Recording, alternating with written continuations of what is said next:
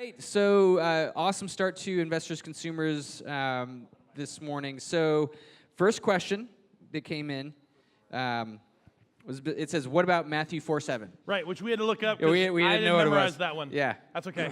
The one verse that we didn't memorize in, the in one Scripture. verse. That's exactly right. But it's the part where Satan is testing Jesus, and Yep. Jesus answered, "It is also written, do not put the Lord your God to the test." Yeah, absolutely. I think that's very true. And here's where I would distinguish that. The verse the part of the Old Testament that Satan throws at Jesus in terms of kind of this picturesque thought of you can do this and he will lift you up and he will send his angels. I have no doubt that might have actually happened. But that was not a verse that accompanied, hey, try me. Yes. That was one of those things that he said, we're going to promise this to the people of Israel. This is going to be something that I want you to understand the power of God at work. But I think Jesus is basically saying, look, you're not supposed to put Lord God to the test. And I think that's one of those situations where I think it would be different if we would look at all the areas of tithing and things like that and then go, okay, God, I'll give you some money. Prove it. I think that's putting the God. I think that's anything like that with an attitude that says, hey, show me something. You don't ever want to say that to God. I think God might actually. Yeah. I think he might actually. That was Job. Let's go to Job for that. I think that's where you got to kind of draw that line. The sense in Malachi when God kind of overrides his own situation that says, no, I'm telling you to try it. I'm telling you to put me to the test. Yeah. I think you just got to say, well, there's not a whole lot of other areas. I don't really know of many where God says that.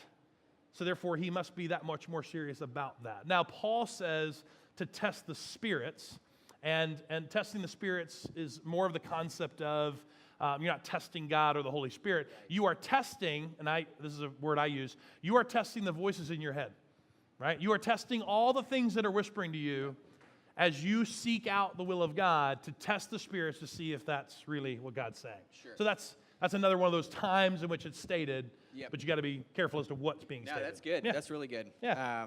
So what about the other question that came in was maybe just from a budgetary perspective. Yeah. If you get to a point where, yes, I want to tithe, and I know the biblical standard is 10%, but I'm looking at my budget, and it just doesn't. The numbers do not add up. They don't add up, right? Yeah.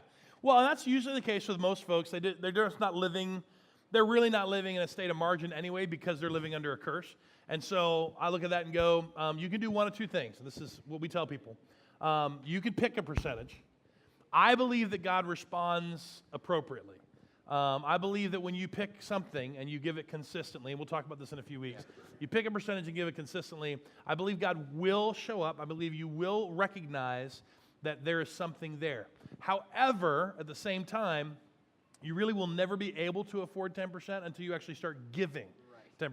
Yeah. Like, it's just the way it works. When you give, because our math, we use accounting books, it doesn't make a lot of sense when you multiply out what we make, and God always seems to do something, again, to bless us in such a way that the math doesn't always work, but yeah, we always have enough to cover. We always have it, it's always there. We always have plenty to share, and everything gets paid. Right.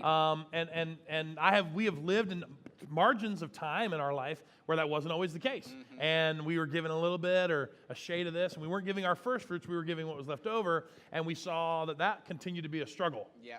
And yet when we moved back to that 10%, it was and we give more now, but it's just you start there and kind of move forward, because I believe, and we'll see in a few weeks, he gives you more to be entrusted with when you are faithful with what he's trusted with. So. Yep, and I think we get to a point, and it may just be some of the American in us. The American. But we say, okay, is it 10% of the gross? Yeah, the gross or the net. Is it? Yeah, we'll get to that conversation. But yeah, you get to a point where I've never been in a situation where I've started to tithe faithfully, and financial scraps hit me or whatever, and then this random check shows up in the mail that's never happened to me. Okay, gotcha. Yeah. But you've heard those stories. Yeah, I've heard those stories, but I do know ever since I've started tithing 10%, I've never struggled to make ends meet. Yeah.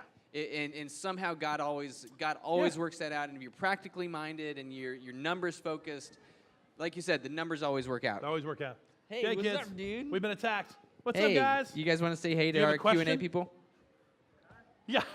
They're like, Right no. now. That's all right. Thanks, guys. We Thanks, got guys. more See you. coming the next few weeks, so definitely.